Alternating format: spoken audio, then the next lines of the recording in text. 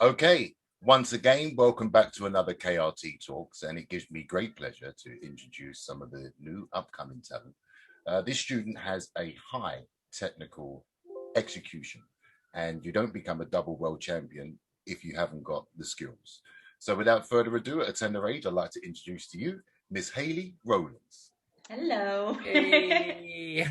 That's a nice intro. I like that. Yeah, my pleasure. Welcome. So before we go and welcome you all to the show and ask everything about you, Hayley, we would like to thank all of the people who have been supporting us over the last months, year and a bit already. The sponsor, Kyokushin World Shop over here, Marshall Wade, Drew Experience, Webster's Media, KRTalks, Kyokushin Shuffle, One Kyokushin, and Luke for your stylish eyewear. I don't know where it's all, but thanks. A big thank you to all. Obviously, we wouldn't be here without all the people training with us, listening to us, following us, and sharing us. So keep up the great work. Thank you. So, Hayley, I want to start with the obvious question. How did it all begin for you? What was your inspiration for martial arts, and why Kyokushin? Okay, so I would say I didn't really choose Kyokushin. It was kind of already a part of my life before I was even born, really. So my dad, he started Kyokushin when he was in his late 20s. So that was a long time ago. That was like in the 70s. Easy, not that long ago. Just a while back. Easy, Hayley. He started then. He met my mum. They got together in like the early 90s. And then when I was born in 95, I would get taken to all the tournaments, all the events. I think I was at the British Open when I was like 3 months old. Oh, wow. In Crystal Palace. So it was always a massive part of my life. And I think I actually had a chat with my dad about it when I was younger, and he said he always felt it was inevitable that I was going to be a part of it, but we never quite realized where it was going to lead to. Yeah. So. Because I mean, you could have not liked it. You could have started and been like. Definitely. Well, I was doing lots of different things at the time. I was in a drama school. Can you believe? Well, really? Well, we can believe, but we get back now to it's later. all starting to jig together. That's all. Carlton, I was a little dramatic back in my day. I'll touch on that a bit later, but I'll let you finish for now. So no, I was one of those kids that just did everything. I was in the netball team, cross country, I danced, I did all sorts of things. But ever since I was very, very young, I was kind of asking, please, can I start karate? Can I start karate? And we lived in a town that was quite far away from all of the other dojos in Wales that were a bit further into the valleys. And I would ask and I'd ask, and finally I was allowed, I think when I was 6, maybe I was 5, I was allowed to do an hour a week at Cardiff Dojo under Shian Terry Prescott. And phenomenal fighter. Phenomenal. Yeah, I was very lucky, very, very lucky. I had a fantastic instructor and a great team around me as well, most of who are still very good friends of mine today. And we all kind of grew up together, and 1 hour turned into 2 hours, and 2 hours turned into 4 hours, and the dance disappeared and the drama stuff disappeared, and everything just sort of leaned and focused and became more specific towards the karate. Specifically when I got to the age of about 9, 10 and started getting selected to fight for Wales, and you know, you start to sort of see what's calling you, and you go in that direction. And my dad, not long after that, got his Shodan. And my sister was a couple of years old, and she started taking an interest. So yeah, that's how it all kind of started. And then eventually when I was 14, and I was preparing for the under 16 world championships in the semi-contact version that we have, called Quicker. I needed somewhere else to train. I needed more places to train, and Cardiff was already like a 40-minute drive to and from my house, and anywhere else was going to be an hour or further. And my dad had his knee down, and he decided, if there's nowhere else, why don't we start something here? So it was kind of his inspiration, and he opened Kumbran Dojo in our town. And he specifically had the training days be the opposite training days to Cardiff, so that I was able to train alternatively Monday, Tuesday, Thursday, Friday, and then Sunday we'd have like bike trainings. So yeah, that's fantastic. And what great parenting as well. You just said something there, and I'd like to ask you, because obviously you was into dance and drama. Did you find that obviously with the dance choreography, the core strength you'd have as a dancer, that the movements when you started going into kata, did you find that as an advantage to yourself? Did it feel kind of natural, or did anything you do prior benefit you in your Kyokushin career? I'd say it's difficult to tell, because I was so immersed in the Kyokushin. I'd been watching the katas without even really watching them, if that makes sense, subconsciously from when I was young. And you take in movement. I mean, kids are like sponges, right? So you just take in the movement, you take in the form and the fighting. So I don't really know if it was a benefit. I know that I took to it pretty easily. I didn't struggle with the technical elements. In fact, I wanted to understand more about how it worked. I was I asked a lot of questions. I was the kid asking why a million times in class and having to do push-ups in the corner because I was, talking over everybody. Again, nothing surprising here. No. I mean, I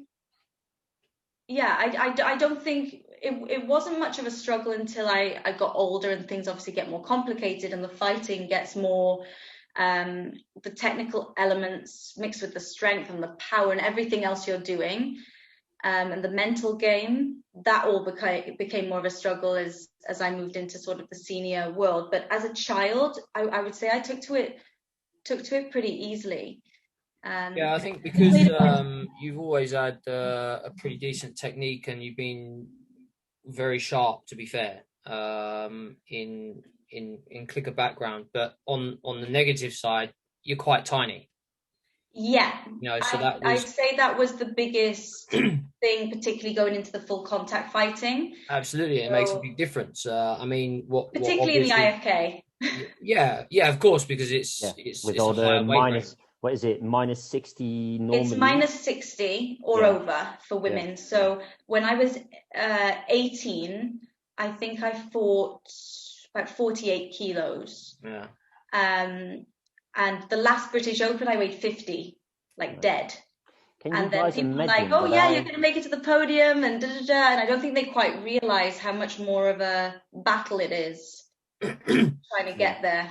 No, it's a good point you say that, because I don't think people do realize. I mean, me and Wes, maybe not so much now, but definitely when we started out, we was in the same situation you are, right on the lower end of the scale. Wesley was under 60 kilos, I was 60 kilos, and that 10 kilos, it does make quite a big difference. Okay, your movement might be good, you might be sharp, but it does deplete you as you go along through the rounds, that you just taking a bit of an impact. Okay, you might not be getting hurt, but what it's doing is actually draining you. And I do think, though, on the flip side of that, it forces those people to make a choice very early on, whether they're going to accept it as an excuse for why they're not going to succeed, or they find a way to make it work for them. And that's when you get some incredibly technical fighters like yourselves. I think it pushes people to find solutions and to better themselves in every way that they can. And that's when you get, my dad always used to tell me, actually, when I was younger, he said, you'll never remember, your favorite fighters, you'll never remember what they won or the titles they got, but you'll remember that you loved how they fought and that you wanted to fight like them. And that always resonated with me. If some kid comes up to me at a tournament and says, I want to fight like you, that to me is the greatest compliment.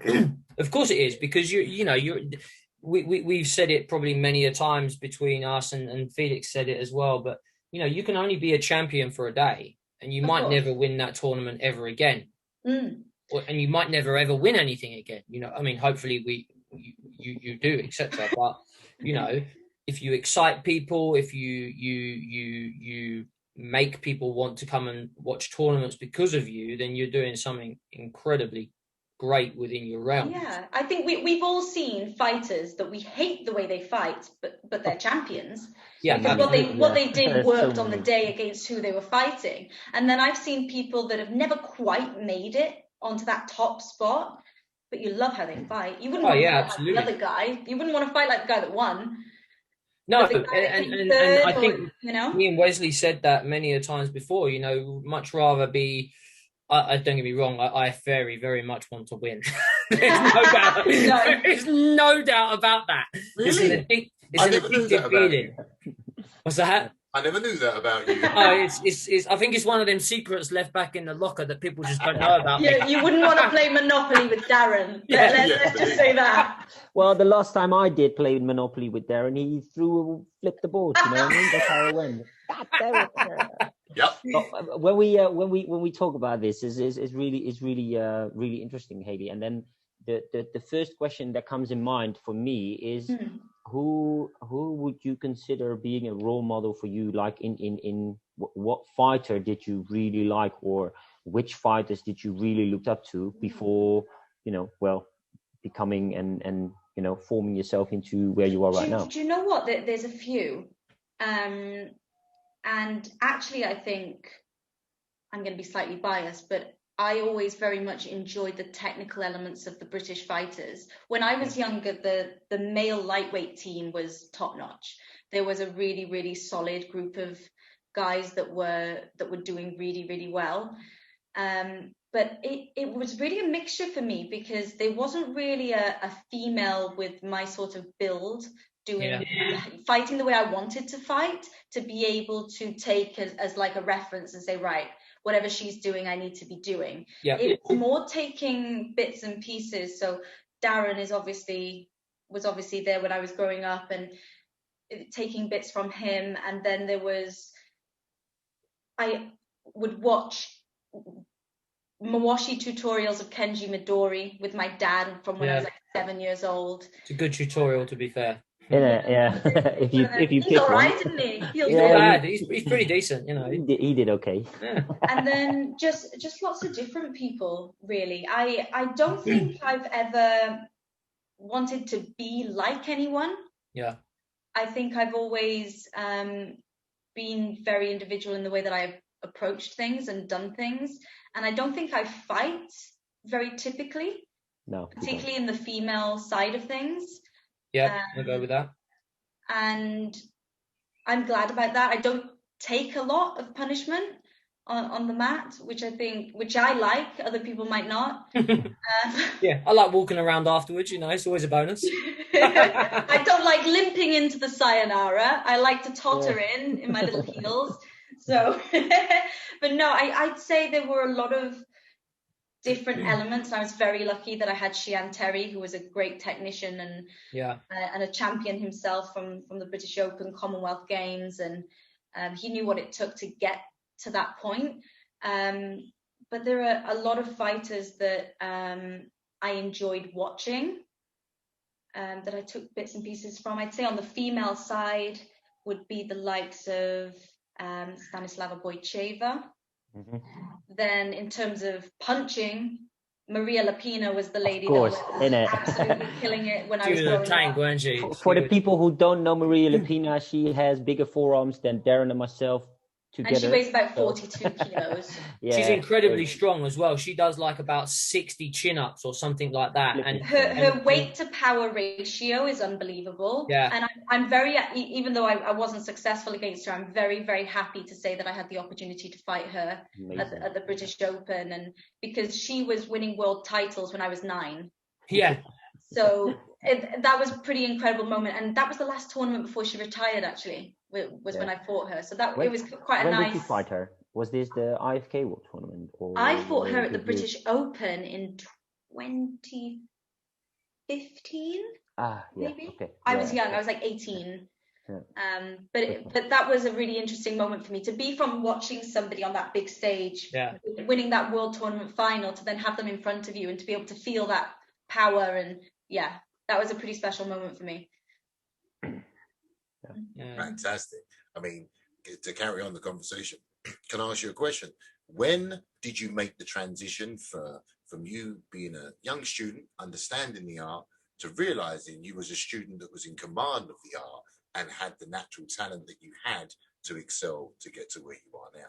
What stage did that happen for you?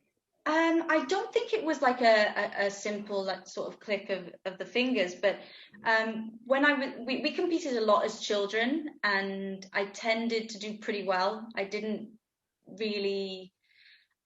I realized very quickly that I enjoyed winning, and that I didn't. And once you've lost once, you never want that feeling again. It's the worst feeling in the world. And even though it's a very short-lived moment, winning is the best thing.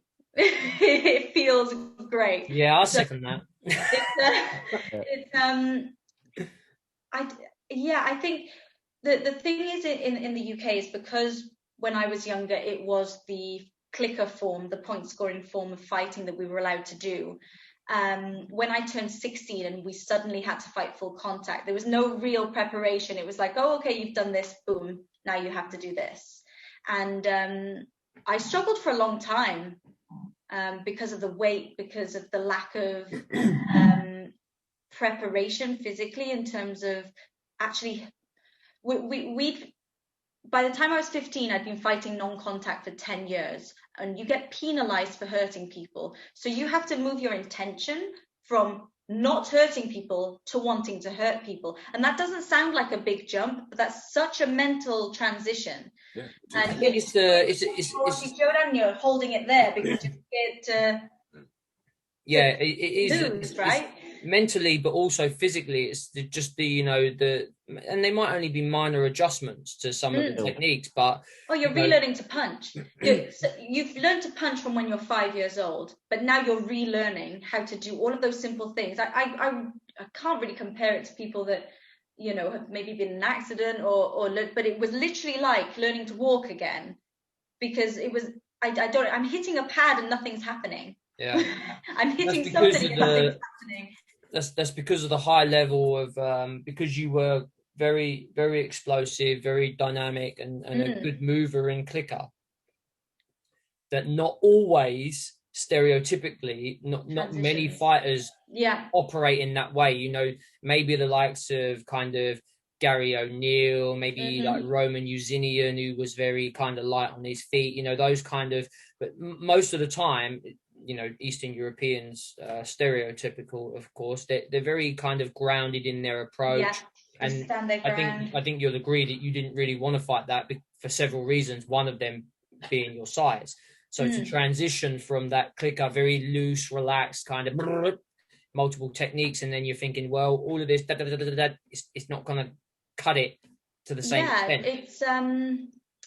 It was difficult, and the thing with clicker as well is it doesn't really matter how much distance you're giving yourself or how much you're moving, because as long as you're scoring points, you're winning. Whereas in knockdown, if you're traveling backwards to try and create distance, it comes across negative. And this was something that I had to learn, and it was frustrating. I felt like I was losing fights, and I just couldn't get my head around why.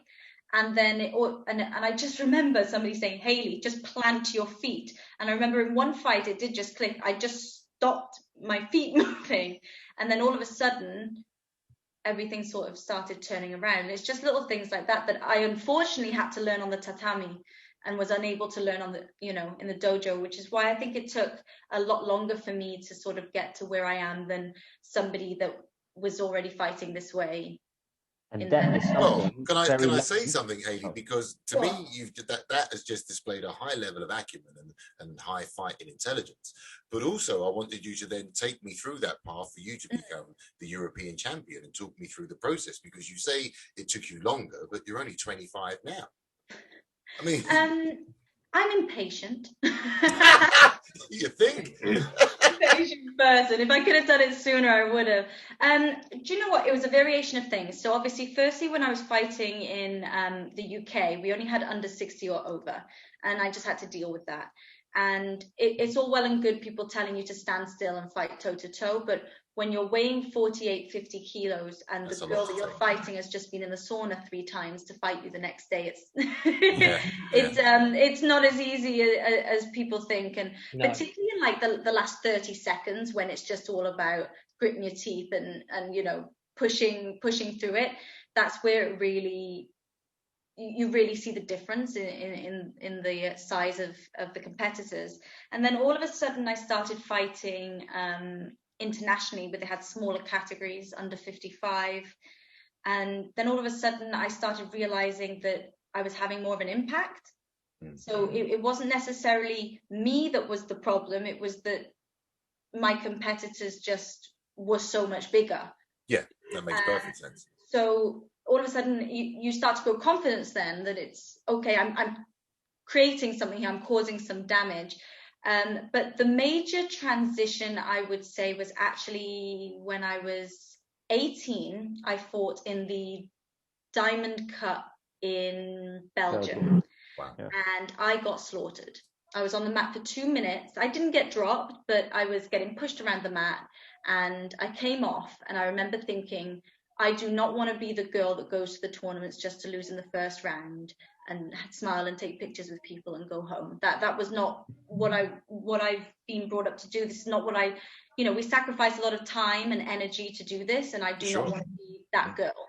So a month later, I found out that these two were off to a summer camp in Barcelona, and 2 of my favorite fighters, one was running the camp, that was Sensei Jonathan Teneo, and another one was in there, and that was Daniel Redondo.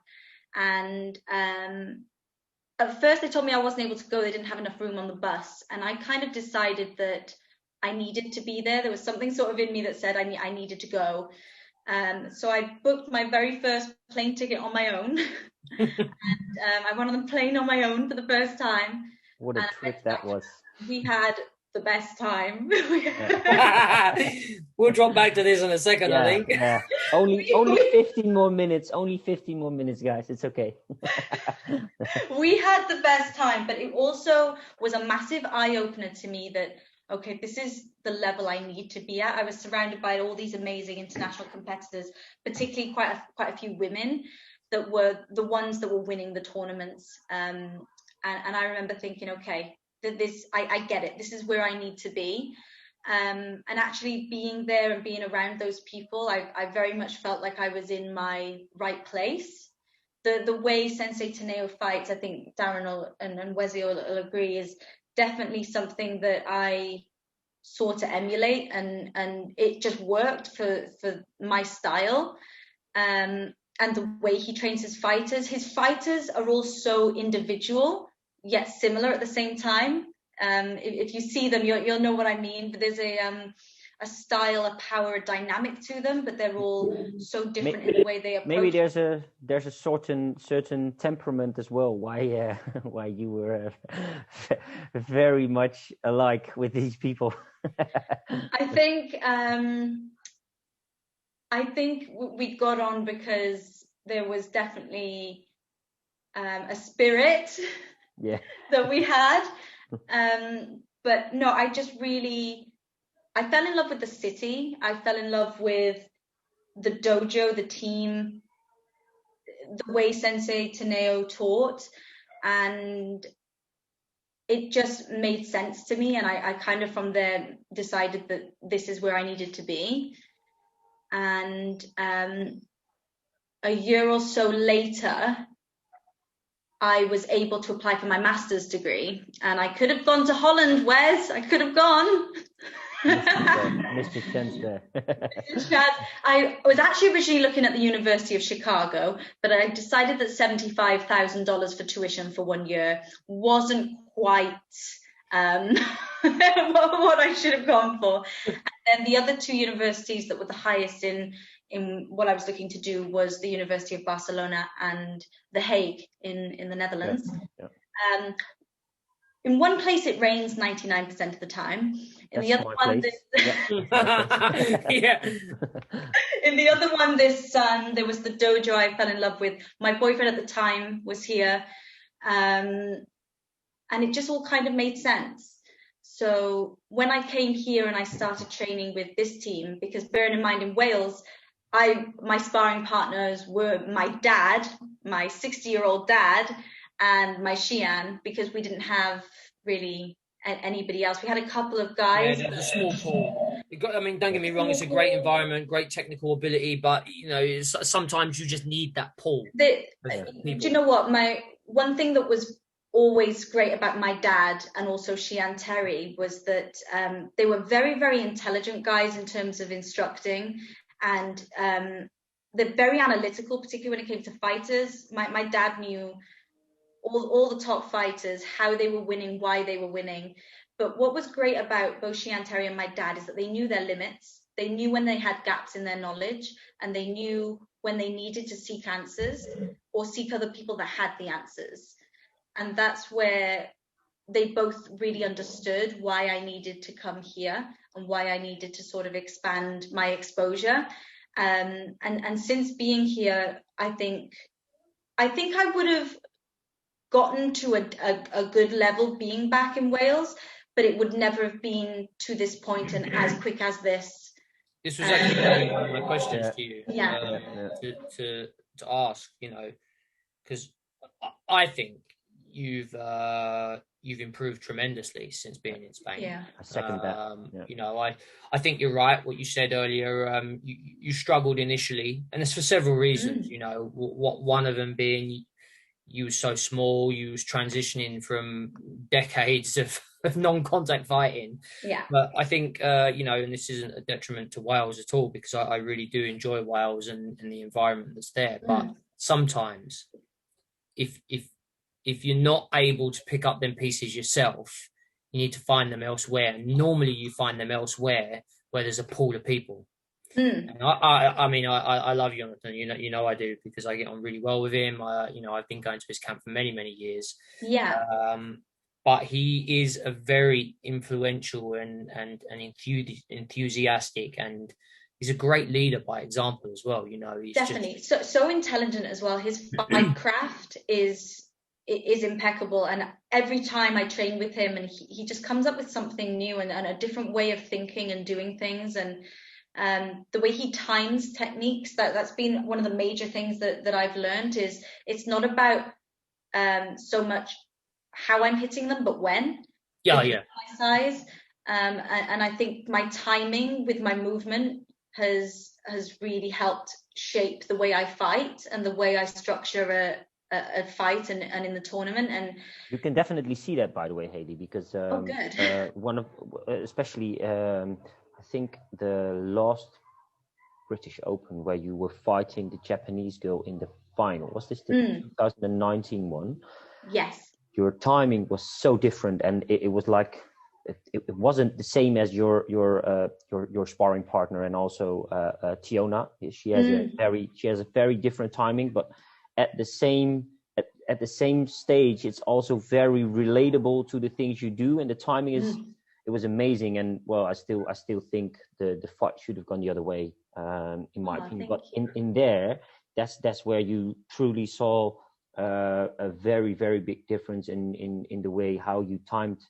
No, it's interesting, because obviously I've been training with Teona now, and Teona Gasliani, by the way, I'm very, very lucky to have her as a training partner. She is 2-time world champion, multiple European champion, one of the most, with the arms, I'd say probably the most dynamic female fighter. She's incredibly dynamic, incredibly strong, not very big. She's shorter than me, but bigger than me weight-wise, because unbelievable. She's very exciting in terms of her ferocity. Definitely. The spirit. The spirit is unbelievable. But it's interesting because at the British Open, we both fought the same Japanese girl. She fought her in the semi-final, and I fought her in the final. And the two fights are night and day. Yeah, definitely. She fought a toe-to-toe battle, which was fantastic to watch, can I say, because these two girls were just trading blows. But because the Japanese girl was doing the same thing, and they were just matching, it was just going to be who's going to edge it.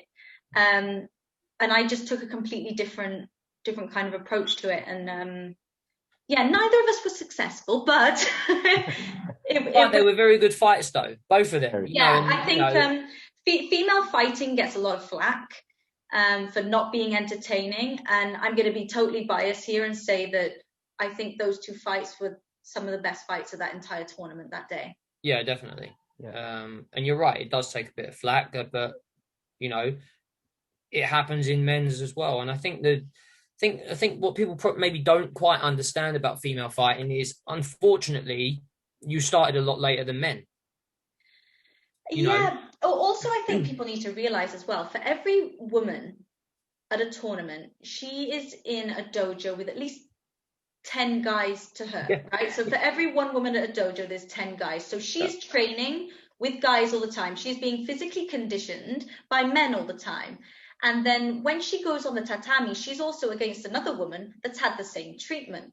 So those are two very well-trained and well-conditioned ladies. Yep. This is why you don't get a lot of the big drops or knockouts or anything, because these women are getting hit by men much bigger than them. Yeah. So when they're getting hit by a girl maybe smaller than them, it's not the same effort. An impact, right? Yeah. Very valid point, Hayley. A very valid point. Yeah, I think sometimes people miss that. They miss the actual context, you know. And to be fair, sometimes there are a few women who have a very, very big ability in their technical stuff.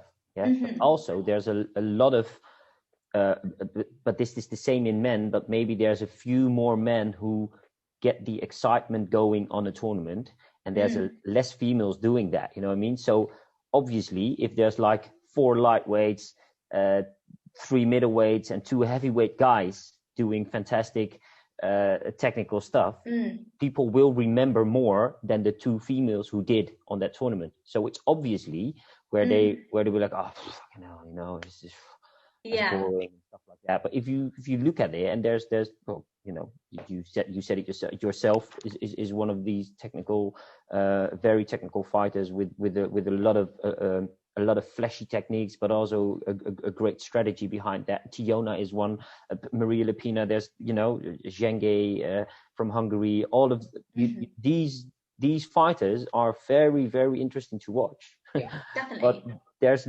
less of them than in the male section, and then the male sections used to always been a lot bigger as well. So obviously people will be having a different mindset about that. So, but I do think it's definitely on the way for some tournaments. The female fights are more explosive, faster, quicker than watching some male fighters. So I think I think definitely it's easy to look and judge, right, when you see all these big techniques being thrown by some of these guys, but the subtleties of the effectiveness isn't always there.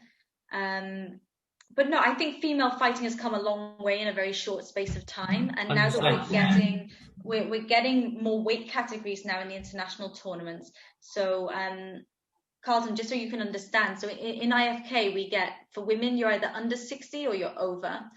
But in the big umbrella association that's called the KWU, we have under 50, under 55, under 60, under 65, under 70, plus 70. So there's many more opportunities for women of all shapes and sizes to be able to actually fight, because I think for a long time small girls were, you know, really put on. Of course they Not only that, Hayley, I mean, like professional boxing, you wouldn't have that massive weight gap. I mean, it's about time the sport was like that. I think the problem was for many, many years. They just weren't enough. Exactly. And, you know, because even in Shin Kyokushin, we think IFK was bad, but it was 65 and over and under 65 at one point. I fought in under 65 in the Shin Kyokushin French Open, and I was 50 kilos. Yeah. And, you know... But what do? You need to fight. Yeah, I mean, so you've got to do it. You don't need to talk to the white boys here, you know. Yeah, all of a sudden KWU, and they didn't have under 50 for a while. It was under 55, and even then I was struggling. And then all of a sudden they brought out under 50, and I was like, okay, let's see what happens here. That's where you became the European champion, right? In the minus 50. Wasn't it? Under 50 kilos, yeah. So I weighed in at, I think, about 48.4. And And yeah, there was definitely a difference. The girls were fast. They were strong because they'd also had a similar journey to myself. But I definitely found that I had more of an impact in that category.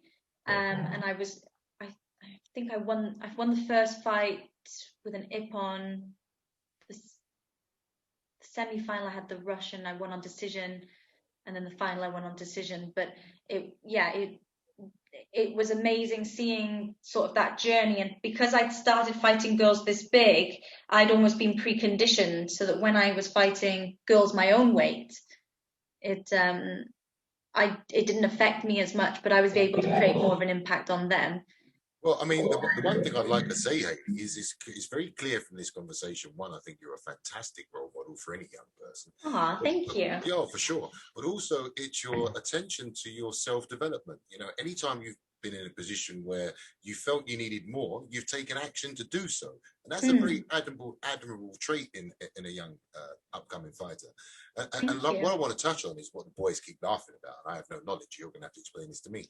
How have you worked on your temperament? Because apparently, by all accounts, I hear through the rumors, you were described as a fiery younger fighter, and you seem to have mellowed as you've got older. I can't say matured. I would say, as you've got older. So explain. I hated losing. And so much to the point where what you need to understand as well is when I was a kid, I didn't lose. Right. So when all of a sudden I did, it was... Spat the dummy out. Literally. And I think it happened the first time when I was about 11 or 12, and I caused a bit of a scene at a tournament because I was just really... I was confused, I think. Well, how did you lose? But that same fiery temperament that may have gotten me in trouble has also driven me to push and improve the best way I can. Any fighter that tells you, oh, it doesn't matter if I lose, they're lying. Yeah, for sure. Yeah. And I'm not going to sit here and tell you that it's okay and it's the taking part of the camp. No, I don't get up at 5:30 in the morning and run and feel sick to lose in the first round of a tournament. If I do, I can accept that. Yeah. But I don't go with that intention. When it happens, I'm upset. That's the way it is. And I can only be honest about that. I think if you're not upset about losing, you weren't there to win.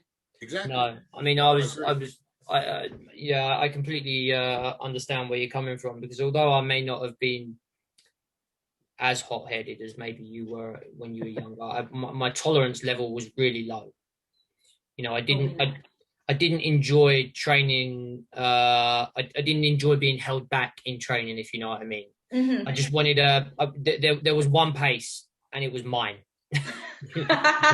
And if you didn't keep up, and it's to be honest, it's still the same now. If you don't keep up, yes, it is. That's not my problem in some ways. You should make an age adjustment though now and then, D. It would be nice, you know what I mean? What? Just because I'm getting older, I need to. No, but I mean, it's difficult because I don't think I was kind of, and maybe you felt the same. I don't think I was kind of rude or anything to people, but you know, I think I definitely developed a kind of he's a bit coldish over there. You know, he just wants to. Really, Darren? Yeah, just wants to go. I'm a little shocked at that as well, Hayley. I know. How can anyone ever pick up on a chilly persona from yourself? I've no idea, you know, because I mean, I just... he used to terrify us all. You know what it is? I think it's because I'm so pale, just people think I'm ice. That's it. Like, he's the ice queen, but yeah, it's especially what you guys say. I'm probably one of the shittiest losers around, and I hate to lose with everything. Want to compete in everything, want to be the best in everything. I think that's something that really, you know, drives you to do the extra training, do the extra mile, do the extra fight. It's not even a personal thing either. I didn't want to let my dad down. My parents spent a lot of their own money to be able to finance my dreams. So it was infuriating for me when particularly if I felt it was an injustice, because unfortunately what we do has subjective elements. Of course it is. It's very opinionative. Yeah. So, there's no scorecard.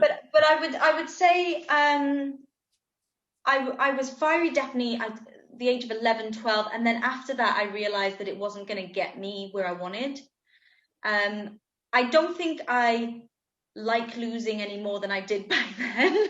But at the same time, on the flip side, I'm not the girl that's going to be screaming in your ear when I've won either. So I've always tried to be as grateful as I can for everybody and everything that's been done for me to get to this point. And I'm very, very aware that this has not been like a single journey. There have been a lot of people that have given a lot of time and energy to help me get where I am. And it is, like Darren said earlier, it's for one moment, it's for one day of success, and then you've got a clean slate again. And it's great to be able to say it, you know, I've won this, but we sacrifice a lot and we give a lot. And I think, I mean, sure, I hate to lose, and I don't think that's ever going to change in any element of my life. And it should. But at the same time, it makes me want to be a better person, a better fighter, a better colleague, you know, just in every element of my life. And I want to give the best of myself then to my students as well. So that's fantastic, and I think that's a very admirable trait. And for people to appreciate the hard work you actually do put in, Hayley, can you just give us like a rough training program for you building up to a tournament? You know, just tell people the effort you do put in. Tell people the hard work. What is? Give me a typical training day for you. Or a training. Cakes in the morning, coffee in. Well, going up to a tournament, I mean, I'm very lucky. I've got Sensei Jonathan Teneo who really tailors my training specific to me, coming up to a tournament. But it's generally 2 trainings a day, 6 days a week. And we have trainings that are set, which are our classes, and then we have other trainings that we're given, and we have to do them when we can around our schedule. So I work a typical 9 to 5, but here in Spain they actually have morning, they have a siesta, and then they train. So whereas a lot of people would use that midday to do their trainings, I would be in the morning. So I always train in the morning, I work throughout the day, and then I train again in the evening. And then Sundays are generally cardio days. So this morning I did a 10K. Yeah, that's pretty typical.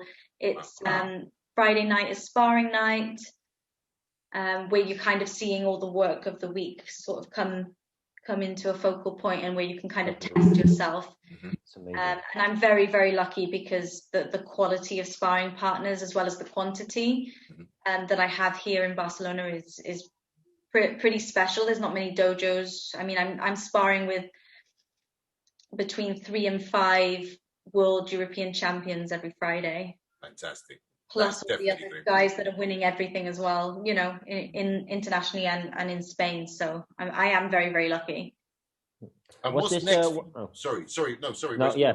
Was this because obviously your dad and she and Terry they spend a lot of time with you as well. But I reckon your training week looked a lot different when you were training over here. Well, I'm going to say over here in Wales, but in Wales it looked a lot different than when you went to Spain, where you do 2 times a day. Not as much as you would think. Okay. Like I said, my dad was very, very good at putting together what I needed to do. So as soon as I turned 16 and we decided that this was something we wanted to take seriously, we started on the weights and we started upping my cardio and doing lots of other things. But I think that the main thing is I had no way of testing if what I was doing was working. Yeah. And I had no way of being creative because I had to stick to what I knew. Yeah. And yeah, I think that the quality of opponents and the different outlook that Sensei Teneo had, he just finished competing when I'd moved over here to Spain. So he was very much still in the game, knew exactly what was happening, how everything was working.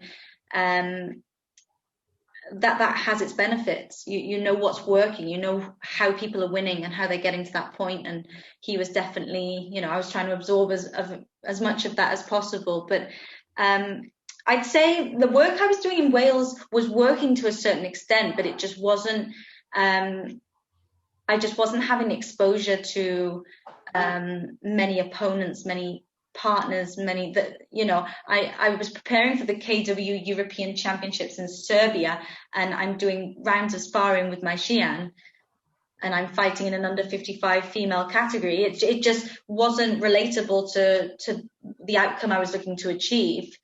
And he said that to me. He said, I've given you as much as I can, and it's time now for you to find more. Big compliments for Xian Terry there, because that's a big ego thing where a lot of people couldn't be able to do that, I mean, moving dojos can be a very, a funny subject for a lot of places. Let's not pretend that we're not in a political martial art here. There's a lot that goes on behind the scenes, and people get. I'm learning a lot today.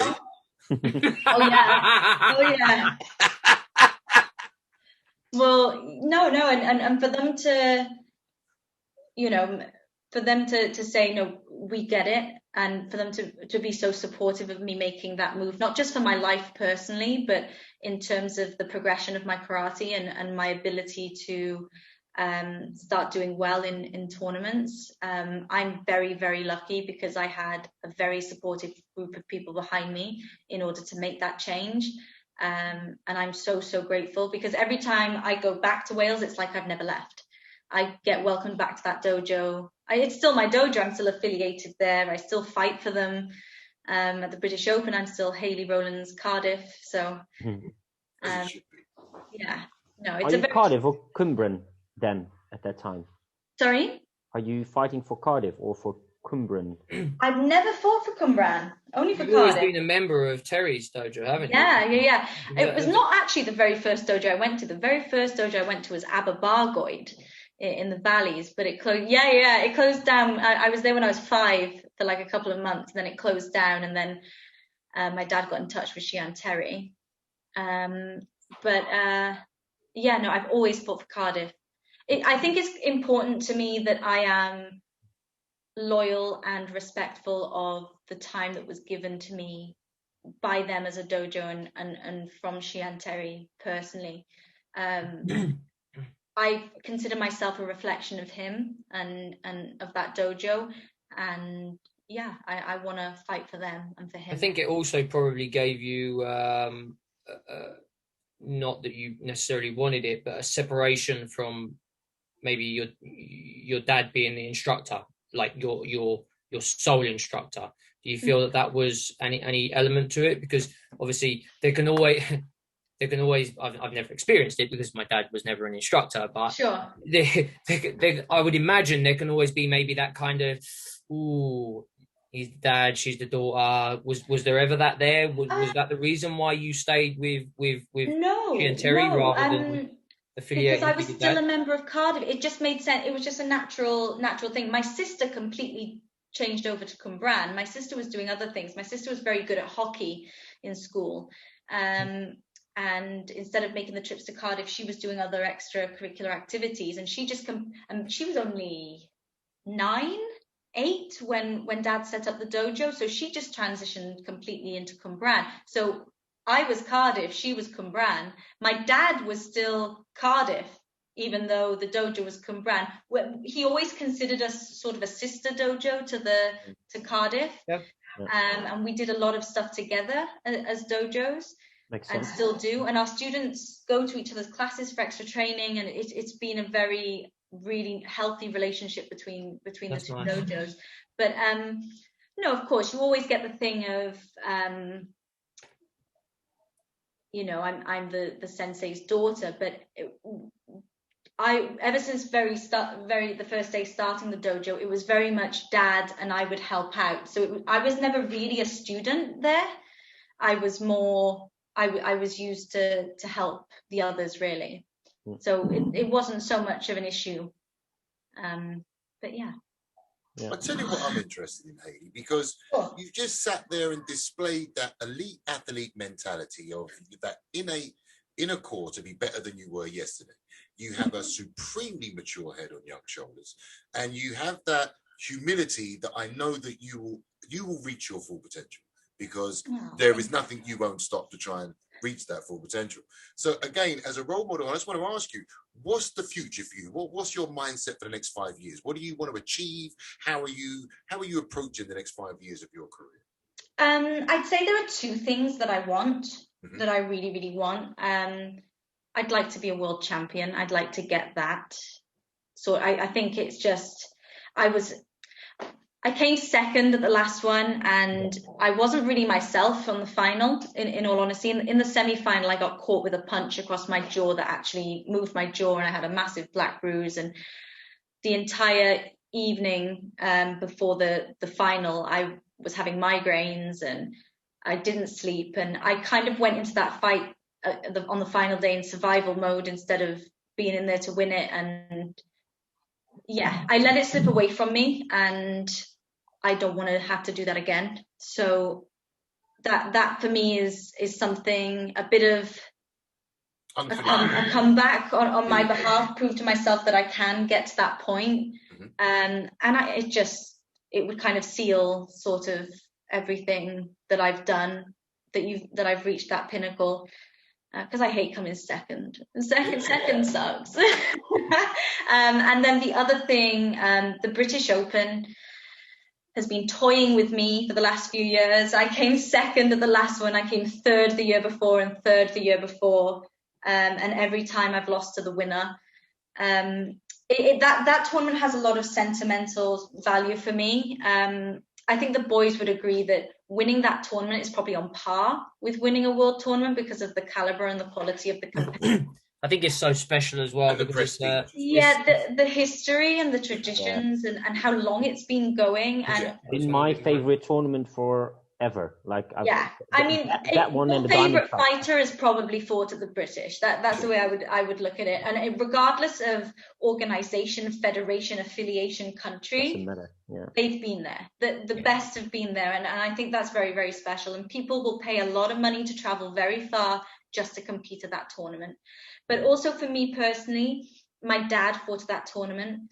All of my uncles fought at that tournament. My Xi'an won that tournament. My sisters fought at the tournament. It's been a massive part of my life, and to win it would be pretty special for me. And I was so close last time. I painfully close. I remember standing there thinking, I think I might have. And I saw my flag in the corner of my eye there, and I looked around and I was like, oh no. But next time you definitely will, with your mental. 3-3-2. Could it be 1? That's gonna be a 1. Yeah. Definitely. Yeah. Don't play with me. It makes me nervous just thinking about it, because it is it's a special tournament, and I think especially with what happened with my dad last year, it would mean a lot to get that. I actually feel a lot of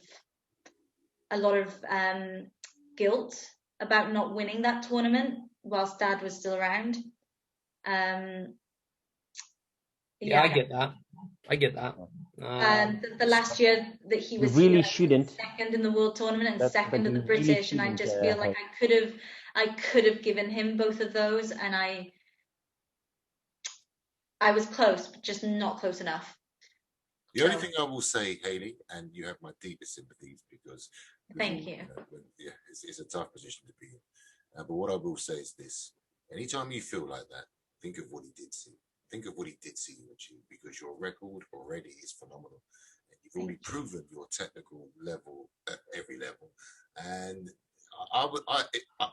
I can't see anything other than pride that he would have in what you've achieved so far. Oh no, I was very lucky. He made it very clear that he was very proud of both me, my sister, everyone at the dojo. He was the crazy man with the red face screaming in the corner. Like, that was my dad. Yes. We actually decided when I was about 18, 19 between ourselves that he would no longer sit behind me as a coach, because we are so similar and both have the same mentality that I'm quite a nervous and anxious person, and so is he. And him sat behind me just heightened that. And I actually needed somebody that was quite calm to balance my energy, so that I was able to focus on the tatami. And it was better just hearing him scream stuff from the stands than it was having him behind me. And it worked. So if it's not broken, don't fix it. But exactly. no, he was such a passionate man, and he was so proud of everything that we'd achieved. And I'm very, very lucky, because he had my back 100%, and he supported everything that I did. And he was brilliant, absolutely brilliant. That's fantastic to hear. That really is fantastic to hear. I mean, I don't know about you, but I've learned so much, and it's been such a pleasure speaking to you, because I've really got to know you in a short space of time, because everything you say I can feel. I can feel your emotional passion. I can feel your desire, which is a beautiful thing to see. And I'm looking forward to seeing what the next 5 years, has in store for you. I was going to ask good things. Well, I hope so. But I mean, Dee and Wes, is there anything particularly you've ever wanted to ask Hayley, about how she trains, how she's got to this level, etc., etc.? No, I think there's one thing we'd like to bring up as well, because obviously you've been a teacher in our show, in the KRT. Yeah. Show, and yeah. Quite early on. That was over a year ago now. Very early on. Yeah. We have you in a high. We look at you in a good way. She and Janine has been teaching. She's been doing the Kata Queen. Kata Queen. It's all about the Welsh blonde girls card. Yeah, it's pretty good. They're short as well, both of them. And very high technical ability. Do you know what? There's been a few times people have confused us. I've had people at kata tournaments asking me questions. I'm like, yeah, no. Wow. No, wrong one. That's a great compliment. Actually had somebody come up to her and start talking about me fighting, and she was like, Hayley, I feel really bad that people think that I'm you and that you're me. I know. It's not a compliment to Hayley that people think she's 40 years old. Exactly, that's what I was thinking. I'm thinking, well, how old do you look, Hayley? I know. Well, the thing is, we're literally the same height. And I remember this one tournament, we both had our hair done the same way. We both got our black belts on, and we were both faced at the back. And somebody actually grabbed me, Xian Jan, and I'm like really confused. And she's just stood there next to me going, wrong one. But no, so all about the blonde. I bet Janine loves it. Thinking that she's 25. It's a big compliment for Janine. I taught at their dojo November 2019, and people thought that I was Holly. Thought that I was her daughter. And blending into the family. But yeah, that's it's a big compliment for she and Janine. For you, well, it's a big compliment as well, because she's awesome. But yeah, but you were besides she and Janine and Sensei Conchita, you were the only female I noticed teacher in our curriculum, and we were just we were very proud to have you on. Obviously, no, thank you for having me. It was great fun. Yeah, and how was that for you to work with Darren and myself in teaching and stuff like that? Because obviously you did one not long before that. You did your first one with Sasha, wasn't it?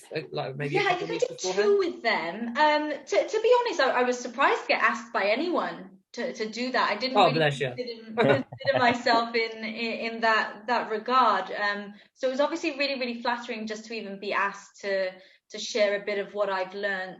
And I think because the boys know so much about sort of my journey and how I've gotten where I am, I think it's interesting to get into the mind of somebody that's had to sort of go through quite a few obstacles to get to their style and their way of winning. And I think the way I do things is slightly different, because I have to use my body in a way that's more manipulative, and I have to move and I have to use the tatami against my opponent instead of allowing them to dominate me and push me off it. So it was nice to be able to share a bit of that, and we had a lot of fun. I mean, the combinations were bouncing pretty well between all of us, because we do have very similar. I wasn't going to be there doing oiski, gyakuski, low kick, and you guys knew that. So it was quite fun to be able to play with some creative elements of fighting, not just standing there and thinking about toe-to-toe battles, but doing something a bit more creative and a bit more fun, and sort of opening the minds of other people of what more can be done, particularly coming from a female fighter. It's a bit of a different outlook, and I think it's quite nice to see how other people are attempting to improve themselves. And it was really, really nice to be asked to share that, and for us to have a bit of a collab together. Well, there's a question that I want to ask them, because I nearly forgot, but I should have said it. Because of that, and you wouldn't be on KRT if you didn't have a high technical degree of execution. Let's have it right, Hayley. Yeah, these boys don't mess about, and anyone that's on their show don't mess about. But what I wanted to ask you, especially after hearing everything you said tonight, what's lockdown been for you? Because obviously at the elite level like you're at, what was it like to not be able to train? How did you get through that? How did the Zoom classes help you? How did you approach this 14-month kind of layoff when you're at the level that you're at? Do you know what? It's been a frustrating time, but also an incredibly interesting time, because I feel like the gift of time we've almost been given has allowed us to explore elements that we don't normally look into, because you're so focused on sort of your bread and butter and making sure that's at the level it needs to be, that you can't be so expansive and creative so much in the dojo. But I worked on a lot of things that I'm hoping is going to translate onto the tatami when I finally get back on there. But the Zoom classes were hard. They were fun in many ways, but they were hard because that interactive element was really, really missing. The next time we have a camp, we're all going to have such a blast. I can already see it happening, because we've missed that. There's something that only people that fight at our level have experienced and understand, and it's a bit of an unspoken feeling. And you don't even need to say it. I can explain it, and I can see them both nodding at me. They just get it. And the lack of that over the last year and a half has been hard. Especially because I am in my mid-20s. I'm getting to a point now where I'm able to give the best of myself, and I feel like I'm improving in so many ways, but not being able to show it. And it's incredibly frustrating. But then on the other hand, I really, really enjoyed interacting with so many people from abroad, and all of us kind of sharing in the same sort of frustration, but trying to make the best out of it. And the boys have obviously been doing their part, and it's been a massive success. So they've been helping a lot of people, because mentally it's been a struggle. I won't lie, Sure. And since I came back to Barcelona, it's been much better, because we can train and we can spar and everything. But I worked on a lot of things, specifically with my dad, actually. I gained a lot of muscle. I gained about 5 kilos in muscle. I've cut now, but I've cut fat and I've cut muscle. So I'm very interested to see how that that works. I've been working on a lot of different elements that were a lot weaker, trying new things, and just hopefully it'll work when the time comes. I think it will. Your dedication and your passion to just be better than you were yesterday is clear and evident. So I can't see any method of training that you employ that's not going to benefit. Thank you. You're welcome. Sure.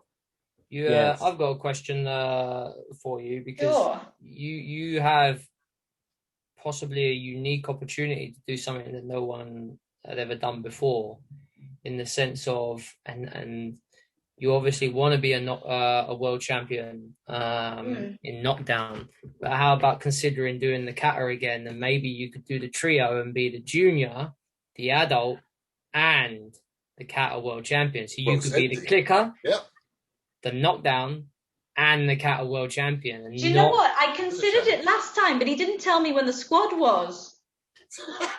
Give over. No, I was actually asking people to please let me know when the selection was, because I was going to fly over for it, and no one let me know. True story. Do you know what? I have considered it. It is difficult, as you probably know, Darren, to try and work on both at the same time with the fighting and the kata, because there is a certain focus you need to have. But never say never, that's for sure. I would love. I've always enjoyed kata very much. I think I have a way of doing it again with my fighting that isn't incredibly typical. I'd say I don't do things. I mean, kata, there's a way to do it. There's a right and a wrong, but I enjoy having my own sort of flair to it. And I definitely enjoy competing it, but I haven't done it for a long time. So it's been a while, right? Yeah. I think the last time I was maybe 19. It has been a while then. Ago. Yeah. But I enjoy it, and it's definitely something to think about. It just depends when it is. One-off, could be 1 in a million if you achieve it. That would be cool. That would be cool. For sure. Yeah, and if the option's there, I would definitely like to give it a go. Nice. So we are nearly at the end of the show, and okay. It's been very, very interesting, and I think the listeners and followers will be loving your story, and there's an extra shine on you which you deserve, and we're glad that we can have you on in here as well. Thank you for having me. It's been fun. I think you deserve it. Yeah, I honestly think you deserve it. But is there anything you'd like to? Is there anything you'd like to say to the younger fans, to your fans, to your fans? The karate lovers, or like people who there's people looking up to you. You might not even know about. Sure. What do you want to say to them? What do you want to share with them? I think if this is something you want really badly, you need to make sure that you're willing to do whatever it takes to get it. Understand that whilst it's all about who you've got around you, that this is a very personal thing, and you have to make decisions for yourself, because at the end of the day, everything else put aside, it's your health, isn't it? You're on the tatami against somebody that wants to hurt you. And you need to do whatever it takes to not only protect yourself and make sure you're safe, but if you want to take it a step further and win and get through rounds and end up on the podium, then you need to be taking the necessary steps to do so. And that comes to the bare bones of working hard and opening your mind to directions and opportunities. And what I love about fighting, there is no right or wrong way to do it.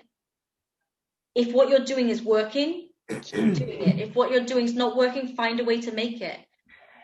And I think there is no limit to how you can achieve what you want.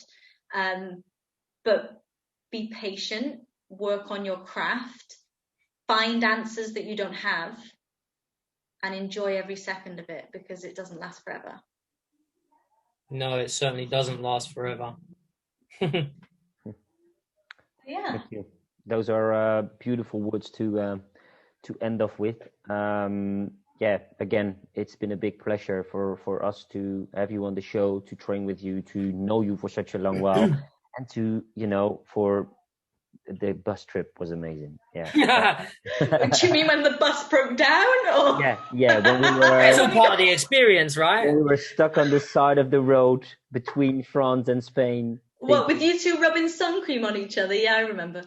This is never. You shouldn't have been looking. I mean, let's face it. It was a private moment between friends. I was only 18, Carlton. It scarred me for life. I can believe everything, Hayley. I tell you, it was like, traumatized should be the word. Just quickly on that. Poor young girl. You know what I mean? Especially the colour of Darren's skin. I'm surprised you didn't have to buy some shade. That was a fantastic trip. Like for me personally, in terms of opening my eyes to sort of the karate world, but also getting to know these guys, because obviously I'd been the little kid for a while, and now I was sort of coming into the senior world. So to get to know these guys and a bit better than just being the annoying little kid, I was the annoying little adult instead. Yeah. Sure. But no, we had a great time. That was a great trip. Yeah, it was good. And obviously the big man driving and keep on telling us that, we were 15 minutes away. That was mainly on the way there, though. It's like, yeah, it was 15 minutes. But What was hilarious? What was hilarious about that, though, is obviously the van breaks. For those that don't know about the story, we were literally on the way back from Barcelona in a minivan, and it breaks down on the side of the road. We call up we've got cover and everything. That's not a problem. So we call up for this person to go and pick us up. And was he like screaming at them in French or something? Oh yeah, but we must have been on the side of this road for hours. And then we thought we were going to go back to Barcelona and end up in a nightclub. Exactly. We thought that's what was happening. Yeah. And Anil was back in Barcelona, and we're like, yeah, we might be coming back, mate. Let's let's get it going. We literally just across the boundaries. So we were the French border, right? We just entered France. And the people who we called didn't even know where we were. Sometimes we had to speak Spanish to the people on the phone. Sometimes we had to speak French, and it was crazy. English was not an option. No. And then they just didn't find us. And then what was even worse is, remember it was a Sunday, weren't it? And then nothing's the garage, they weren't doing anything. Europe, right? No, we're closed. We'll pick up tomorrow. We're like, what? So then we leave it in there for the day, and then Felix is calling up the garage going, so when's it ready? They're like, no, ain't ready. The guy was super cool. He was like, I'll get you guys a hotel. I'll put you up there. We'll do it tomorrow for you. So we're in this hotel just in the middle of nowhere. Like truckers, isn't it? It was like where all the truckers stay. It was ridiculous. It was stuff that you laugh at now, but at the moment we all could have bloody cried. Probably the worst thing is that the next morning we walked up to the garage and they said, it was done yesterday. It was done yesterday. Honestly, it was. That was it.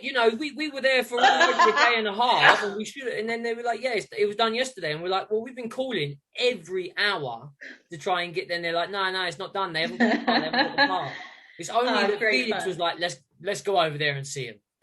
And then it was only because of that. Otherwise, we would have been there another day. Innit? Innit? Guaranteed. And Wes was already crying that he weren't home. Wesley missed his wife. It was so bad. Aaron was trying to make his holiday as long as he possibly could. I was just trying to go back and see Anil, to be fair. It was great fun. Great fun. We had a good time. And then, especially if you think about, we were all tired from a hard and beautiful camp. A bit hungover as well, because at that time we just literally woke up. Only Felix was able to drive, probably because the rest of us wasn't. It was, but the memories of this is great fun. Yeah, it was amazing. It was good. Yeah. Well, look, I'm going to conclude with the fact that I think that's a wonderful story. I think Hayley's definitely going to have a part 2. In fact, every single person comes on need a part 2. I think we're obviously going to thank the sponsors again, the Marshall Way, the Kyokushin World Shop, the Drew Experience, obviously Loic, One Kyokushin, and the Kyokushin Shuffle. And don't forget Webster's Media. Woo! Might have something to do with that. And I just got to say, it's been a pleasure for me to meet you, Hayley, to just listen to someone just so at that lovely level of life where everything is to come for you, and the foundations you put in place means that your house will survive. That's fact. No one's blowing that down. No pig's going to knock on your door. Your house is going to survive. That I'm sure. And is there anything else to add from you and from Darren and Wes? Just from me, just thanks to everybody out there. The world has been very, very strange over the last 14 months. Keep up the good work. Support your local dojo now, because it's going to need it. When we all return back, that dojo is going to need your support. So please support your dojo. Get back there, help your instructors out, and just keep doing what you're doing, guys, because you're all fantastic. Well said.